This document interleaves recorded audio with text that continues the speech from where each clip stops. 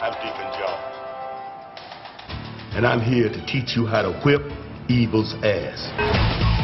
A man torn from his family, murdered in his prime, only to return to earth resurrected. We'd like you to become an operative in the Corps. Fight evil, save souls. As an agent of the Almighty Corps. Chandler, meet your new partner. With no magic, no special powers, forbidden from intimate contact, unrecognizable to those from their past lives. Chandler Smite and Henry McNeil now fight to save lost souls against the minions of darkness. Deals with the devil or bad. It's our job to stop him. Is he always like this? It is the battle of good versus evil. Good versus evil. That's what it is. Greetings, fanboys and fangirls. I'm Erod and I'm the Blockbuster Buster. As far as television shows go, I generally prefer cartoons. But the first live-action show that I ever became a devoted fan of was the Pape Brothers' Good vs. Evil. Now, the illustrious Deacon Jones already laid down the plot, so let's look at the rules of this never-ending war. The rules. Representing the good, we have the Corps, a super-secret organization devoted to kicking evil's ass on behalf of God. You become an agent of the Corps if you're an innocent who was accidentally killed in the crossfire of the war. If you're on the fence between going to heaven or hell, the Corps gives you the opportunity to earn your way into heaven by helping to fight the evil and save souls. Representing the evil, we have the Morlocks, demon-human half-breeds who can mask their true demon appearance unless they are reflected in mirrors. Right, Deacon? It's the only surefire way to spot a Morlock, because they show up in a mirror, horns and all. So when in doubt, whip it out. A Morlock's purpose is to collect souls. And how do they collect souls? By making Faustian deals with us desperate and weak humans. We sell our souls in exchange for riches, fame, or the life of a loved one. And then, when we die, the Morlocks collect our souls and we become Morlocks. Now, while being a Corps agent may heighten your chances of getting into heaven, it does have its drawbacks. Number 1. You're human. You're just as vulnerable and mortal as you were during your previous life. Number 2. You cannot be recognized by people from your past life. If you reveal yourself to them, you're just putting them in danger, as the Morlocks will try to get to you through them. Number 3. If you're killed by a Morlock, you become a Morlock. And number 4. You can't have sex. Why? Because if you accidentally have sex with a Morlock, you become a Morlock. And anyone can be a Morlock. Even if you have a mirror handy, Morlocks are still very crafty. Plus, if you do the deed, you're going to have to deal with Deacon. I'll get you having sex with the Morlock. I will cut your right off. And lastly, a Corps agent has 2 real jobs. Firstly, save souls.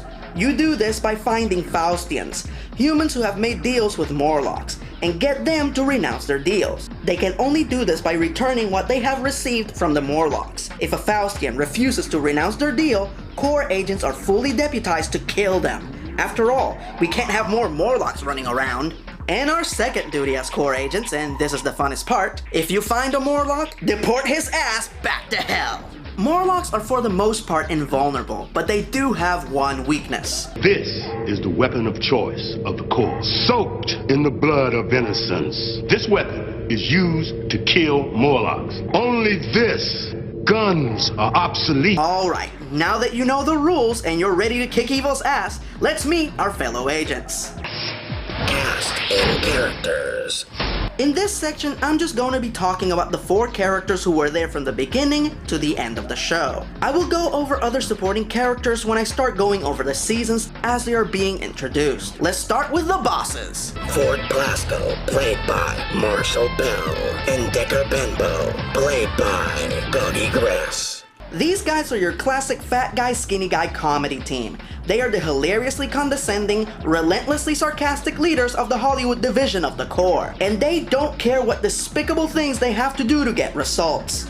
Tell me what I want to know, and we might go easy on you caramel-wise. Kiss my ass. Now, you know what? Fine. You want to be a little snot? Go right ahead. Bring in the heavy artillery. Oh, Dick, is this absolutely necessary? Yeah, it's absolutely necessary. Uh-oh, what's that? Sorry about this, Sammy, but you leave us no choice. What are you gonna do? Oh, I don't know. What could it be? That's a real good question. Who's this? That's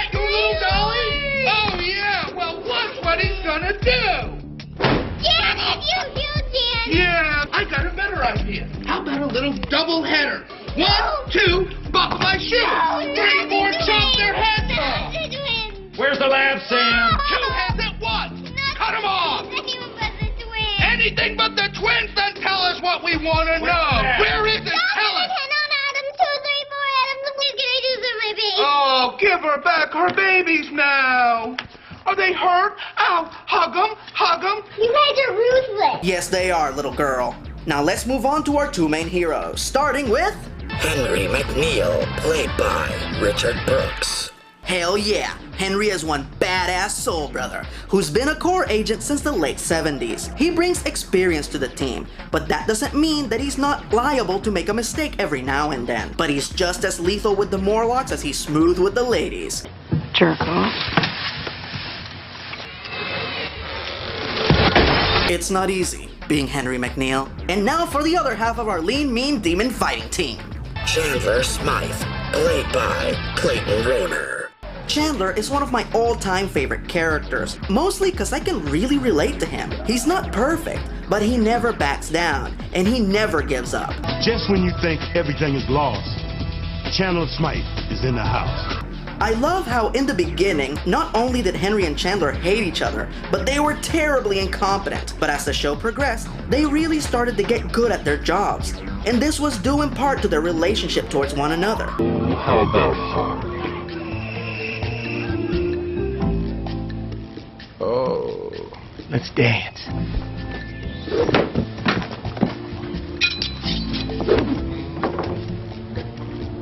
nice try.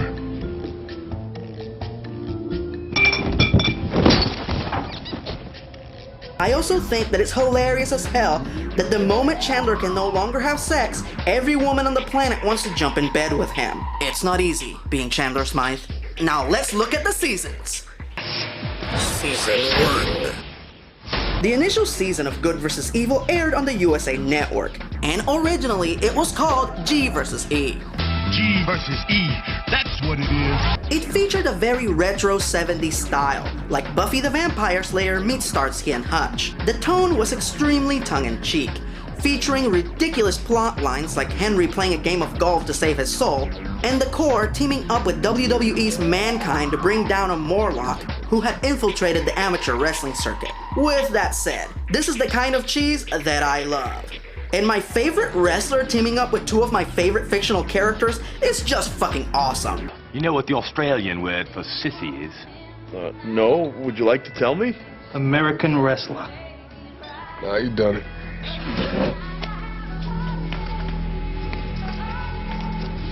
You know what's Australian for coma?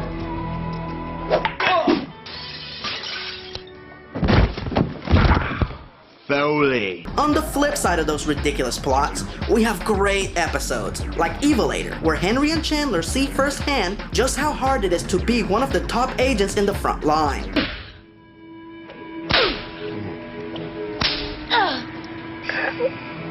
Oh, that's gotta hurt. Then we have Choose Your Own Evil, where Chandler accidentally compromises his son Ben's safety by revealing his identity to him and accidentally giving a Morlock the opportunity to kidnap Ben and hold him for ransom. Oh, and did I mention that this episode has not one, not two, but 3 alternate endings?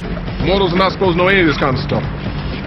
Is it always like this? Last but not least, my favorite episode of Season 1, Buried, which sees Chandler try to take on a case on his own, only to wake up buried alive. Now Henry has less than 5 hours to save Chandler's life, as his coffin is filling up with water. This episode keeps you at the edge of your seat all the way through, as Henry goes from one horrible ordeal to the other, and he does everything in his power to save his partner's life. Clayton Rohner's performance in this episode is amazing, especially considering he was stuck in a box for most of it. The moment where he decides to call his son to say goodbye is especially heartbreaking. I also love how this episode solidifies Henry and Chandler's relationship, not just as partners, but kindred spirits and eventually best friends. After the first season, G vs. E was cancelled, but luckily it went on for 1 more year, thanks to a great network that used to stand for great fantasy shows such as this one. Season 2. Back when Sci-Fi Channel was awesome, they used to pick up sci-fantasy shows that other networks had dropped, like Sliders. G vs. E was one of those shows. Along with the network change came the official name change, and the show took off in what is its greatest and sadly its final season. The show improved immensely. Hell, Richard Brooks grew out an actual afro, as opposed to wearing a wig like he did in the first season. But more importantly, the characters were developed a lot better, and the stories became a little bit more dramatic and heartfelt. Not to say they didn't have some fun every now and then. Oh, yeah. Well played, McDuff. Absolutely brilliant. Oh, that's nice to hear. Now, I can't talk about Season 2 without talking about Underworld. Underworld is a pseudo-clipisode that is made up of the unused footage from the pilot. You see, the original pilot of Good vs. Evil was way different. It had a darker tone. The core was far more ambiguous, and Chandler worked alone. The network didn't like it, so the creators took it back to the toolshed. In that respect, this episode is very similar to the menagerie from Star Trek. If you don't know what I'm talking about, ask your local Trekkie, he'll fill you in. The episode, it's not bad, but you can see why they decided to retool the show and turn it into the G vs. E that we know and love. Anyway, some of the best episodes include Nurse Evil, where Chandler is committed to a mental institution after revealing the existence of the core and the Morlocks in open court. Clayton Rohner's performance in this episode is stellar. This is also the episode that introduces Agent Annalise Volkovich, played by Christine Minter. She is a no-nonsense demon-fighting Amazon, and she was awesome. Not to mention the sexual tension between her and Henry made for one steamy coffee commercial. You like cream? Yeah, lots of cream. Vanilla or Irish? I like vanilla. What about you? No, I like mine black and strong. I should mention that Annalise was not the first female supporting character. Before her, we had Esmeralda and Walker Rosenberg, who weren't bad characters, and I mean no disrespect to the actresses who played them, it's just that these characters lacked dimension. They each had just one character trait, and that's it. Walker was a stone cold bitch. Some kind of eye twitch thing you got going on there, Smythe? Distractive. And Esmeralda was very Hispanic, to the point that she would drop one Spanish word into every sentence just in case you forgot. Too much fiesta last night. Pero that's why I'm here in America. Ooh, she's feisty for such a little niña.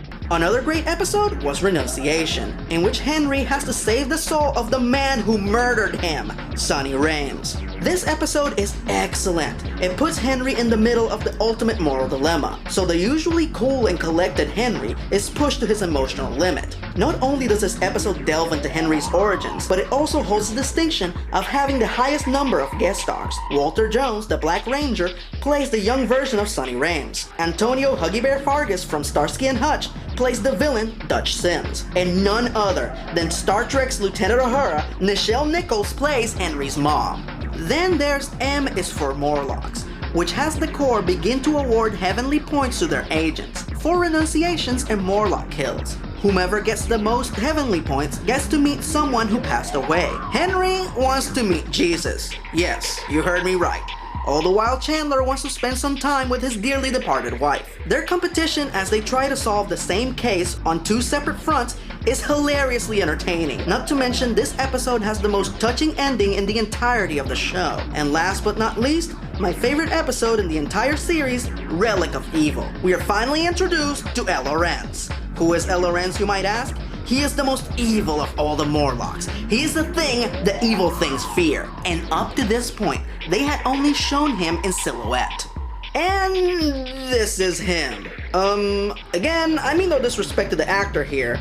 He is very good, especially when he delivers a very well-written monologue explaining why he became a Morlock, but it's just that there was a huge build-up to seeing this guy, and when he finally appears, it was terribly underwhelming. Nothing about this guy commanded the fear or the level of evil that the show had established before. But in spite of that, I love this episode. As the proverbial shit hits the fan, El Lorenz unearths an ancient tablet that can turn people into full-blooded demons. Not Morlocks, full, terrifying, fresh out of hell demons. And he uses the tablet on Henry. He takes over the core headquarters and plans to turn every agent in the core into demons. And the only one that can save them is Chandler's son. This episode rocks hard. It was very much the setup to greater and bigger things to come in future seasons, but sadly, we didn't get to see. In fact, a lot of awesome things were set up that sadly were never concluded. For starters, they don't actually beat El Lorenz at the end of this episode. He gets away, meaning he's still out there being evil. And then there's the 4 amulets of the 4 horsemen of the apocalypse. Tell him, Deacon. The ambulance of the 4 horsemen. This is the booty in the war between the Morlocks and the Corps. Right now, we have 2, they have 2. If the Morlocks ever get a hold of all 4 of them, it's the human race that gets the head slap.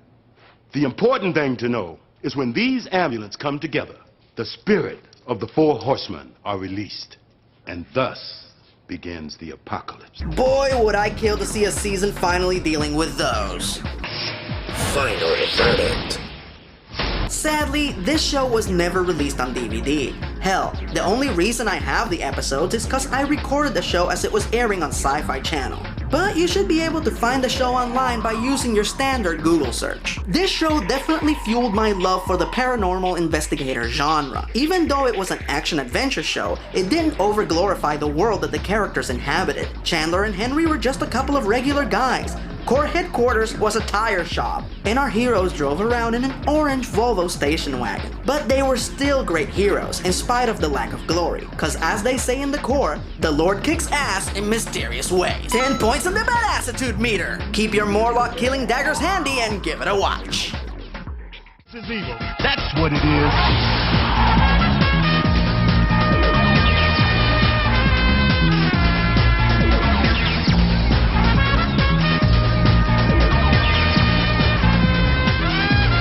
Join the Legion, suckers!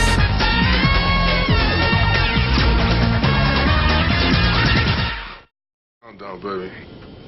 Who cares about the no-sex rule? My bedroom is the stage and we are the show. A quick striptease and girl, I'm ready to go. Slow motion, babe, will take you over the top. This lion's roaring, ready to tear you apart. Cause your candid eyes got me hypnotized. Everything about you stirs me up when you walk by. Girl, it's your candid eyes make me wanna cry. I wanna slide up and glide up and dive up inside of those candid eyes. You loving me up? I give my sweet love to you. This girl's so long. Who's your daddy? You're my daddy. So you No, I can't. Dios mío, Santa María.